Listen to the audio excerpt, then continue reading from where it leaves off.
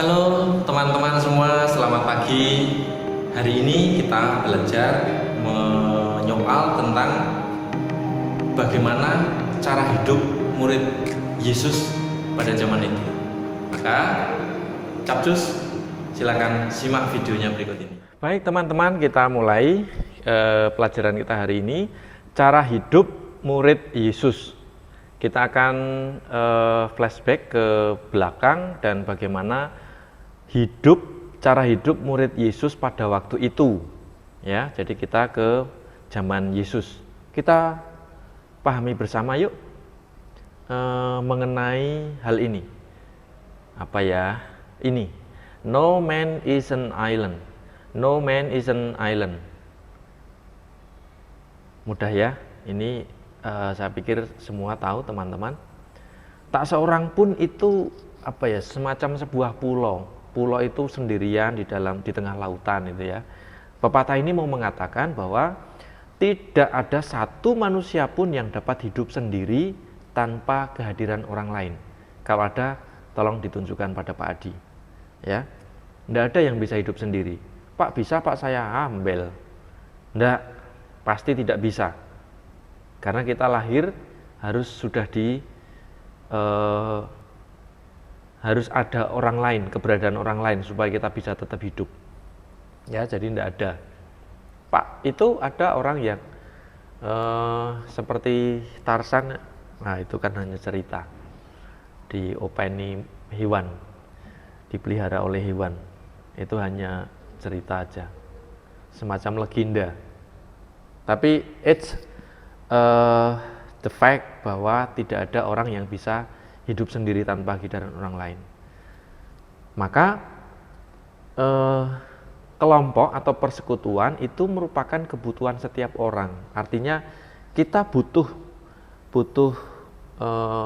komunitas. Manusia itu butuh komunitas, butuh orang lain untuk macam-macam, untuk mengaktualisasi, untuk bercengkerama, untuk katarsis atau mengungkapkan, untuk cerita, untuk macam-macam ya, termasuk memenuhi kebutuhan kita. Berikutnya, di dalam persekutuan atau di dalam kelompok, di dalam komunitas, di dalam kelompok sosial, kalau dalam IPS itu masing-masing dapat berbagi.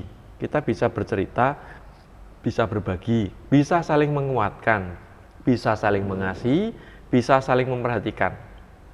Bisa jadi bisa saling membenci, tetapi bukan itu yang menjadi tujuan manusia hidup secara sosial.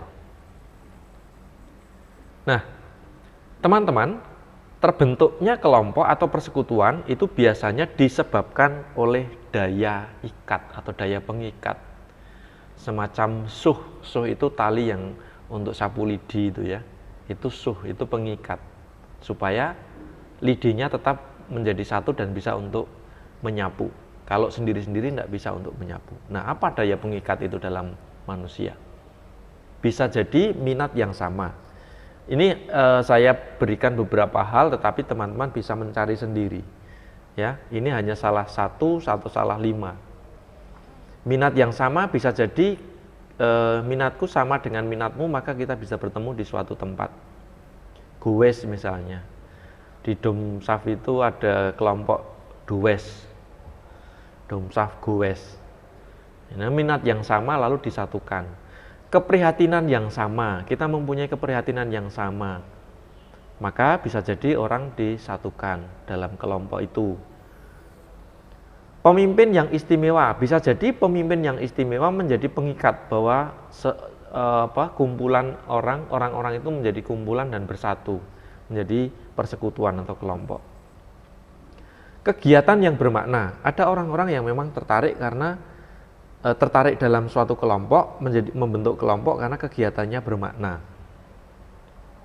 Bisa jadi visi atau misinya sama. Jadi orang-orang itu bisa membentuk kelompok karena beberapa hal ini. Ini hanya beberapa contoh. Pasti ada banyak sekali yang menjadi daya pengikat, suatu daya pengikat bagi kelompok tertentu. Jadi ini bukan mutlak harus 5 ini, tapi bisa dicari yang lain. Oke, kita lanjutkan. Nah, teman-teman, berkomunitas, berkelompok itu pasti punya konsekuensi, punya efek logis, baik langsung maupun tidak langsung. Misalnya, dalam hidup kelompok atau komunitas atau persekutuan itu bisa berkembang hanya dengan peran serta aktif dan proaktif masing-masing anggota kelompok. Kalau kita, kamu, aku misalnya masuk dalam satu kelompok, tapi sejak awal diam saja, bicara enggak, usul enggak, ikut bekerja juga enggak, pasti enggak bisa baik dinamikanya. Entah kamu yang tidak kuat, atau kelompoknya yang menjadi bubar kalau masing-masing anggota seperti tadi contohnya tidak aktif. Maka hanya bisa berkembang dengan cara peran serta aktif anggota. Jika tidak hati-hati, hidup dalam kelompok, komunitas, itu bisa hancur, bisa rusak, atau bisa bubar. Terutama karena egoisme.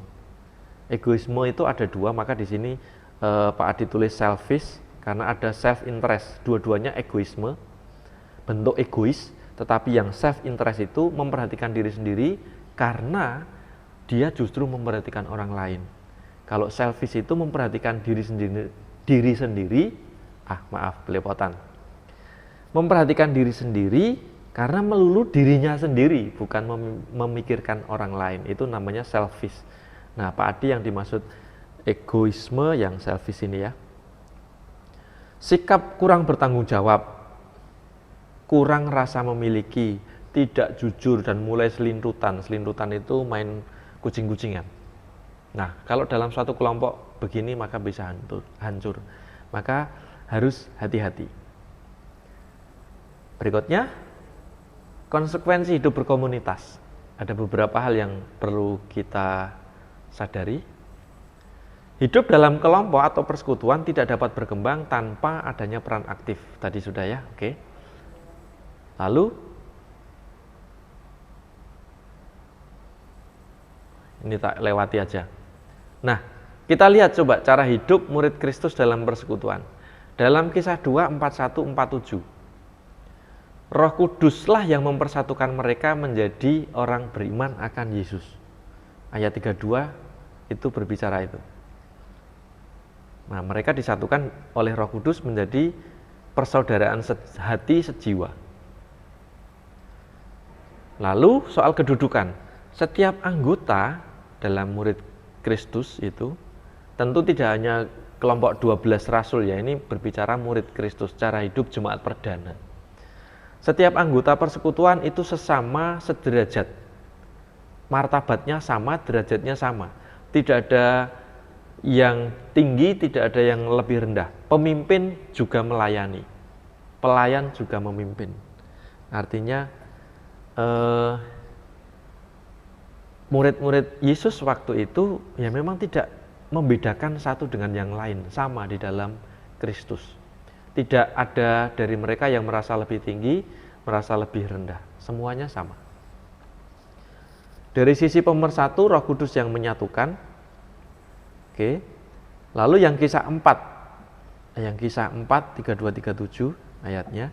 Setiap anggota persekutuan adalah sesama sederajat, tidak ada dari mereka yang merasa lebih tinggi dan lebih rendah. Tentu ini hanya sebagian kecil yang kita bahas ya, karena supaya videonya juga tidak terlalu panjang. Kita bisa melihat di bagian ini, Kisah 2, 41-47, Kisah 4, 32-37. Kita lihat coba apa yang tertulis di sana. Di sini akan jelas, orang-orang itu yang menerima perkataan para rasul tentu memberi diri dibaptis, lalu mereka bertambah tiap hari. Banyaknya bertambah.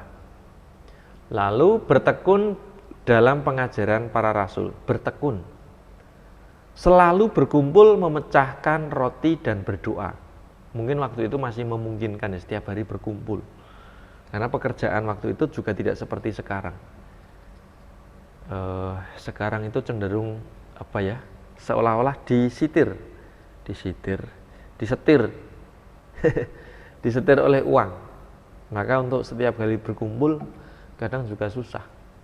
Tapi waktu itu para murid begitu, berkumpul memecah roti, takut pada para rasul. Lalu semua orang yang telah menjadi percaya bersatu, dan ini yang penting, segala kepunyaan mereka adalah kepunyaan bersama. Segala kepunyaan mereka adalah kepunyaan bersama. Loh, kok bisa ya? Dalam hal apa? Dalam hal memperhatikan, dalam hal berbagi. Ya, yaitu karena Roh Kudus juga. Kalau egonya tinggi, tidak mungkin membagikan kekayaan. Selanjutnya coba. Dan selalu ada dari mereka. Selalu ada dari mereka. Artinya tidak semua ya, karena pasti ada yang kaya, ada yang miskin. Ada dari mereka itu bisa 1, bisa 2, bisa 3, bisa 4. Tapi yang jelas tidak semua. Menjual harta milik, membagi-bagikannya kepada semua orang sesuai dengan keperluan masing-masing. Jelas ya? Menjual harta milik, membagikan kepada semua orang sesuai keperluan. Jadi tidak serakah, tidak rakus. Perlunya 1 kilo ya 1 kilo. Perlunya hanya 1 ya ambil 1, dikasih 1 gitu. Jadi beda dengan orang sekarang. Dapat 1 pengennya 2, dapat 2 pengennya 4, dapat 4 pengennya 8. Nah itu serakah. Manusia sekarang kan serakah.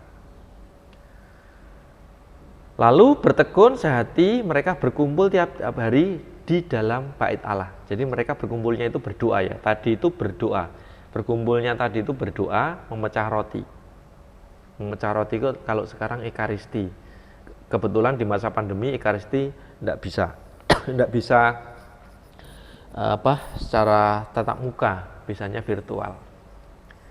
Oke, lanjut. Sambil memuji Allah, mereka disukai semua orang. Tiap hari Tuhan menambah banyak mereka, jumlah mereka. Oke, kisah 4 bagaimana? Kisah 4 itu yang penting di sini. Segala sesuatu adalah kepunyaan mereka bersama. Ini, ya, dari kepunyaan adalah bahwa sesuatu dari kepunyaannya adalah miliknya sendiri, tetapi segala sesuatu adalah kepunyaan bersama. Artinya tetap ada hak pribadi, tetapi mereka yang memiliki lebih itu dibagi. Dan dengan kuasa yang besar rasul-rasul memberi kesaksian tentang kebangkitan Yesus, dan mereka semua hidup dalam kasih karunia yang melimpah. Kita bisa membayangkan ketika manusia sekarang itu hidup dalam kasih karunia yang melimpah. Tidak ada caci maki, tidak ada mengolok-olok, tidak ada saling membenarkan diri, tidak ada perendahan martabat atau merendahkan yang lain. Coba bayangkan, di dunia ini kasih karunia berlimpah-limpah dan itu melingkupi hidup semua manusia. Bisa membayangkan? Pasti hidup kita itu seperti film India yang slow motion itu. Indah. Langit biru, hutan alam yang hijau, udara yang sejuk, kurang lebih gambaran kedamaian itu seperti itu. Seperti kalau kita di alam pegunungan yang indah. Itu kalau hidupnya penuh dengan kedamaian. Lah sekarang orang sekarang kan beda-beda. Ada yang dikit-dikit marah, dikit-dikit ngambek, dikit-dikit sakit hati, dikit-dikit merasa disakiti, dikit-dikit menyakiti. Ya. Ya, kita refleksikan bersama teman-teman ya. Lalu tidak seorang pun yang berkekurangan. Karena semua orang yang mempunyai tanah atau rumah menjual kepunyaannya itu, dan hasil penjualannya itu mereka bawa dan mereka letakkan di depan kaki rasul-rasul. Lalu dibagi-bagikan kepada setiap orang sesuai keperluannya. Ini bacaan kitab sucinya. Jadi jelas ya teman-teman cara hidupnya bagaimana. Cara hidupnya tidak hanya memikirkan dirinya sendiri, belepotan. Tidak memikirkan dirinya sendiri, tapi memikirkan sesamanya dalam satu saudara.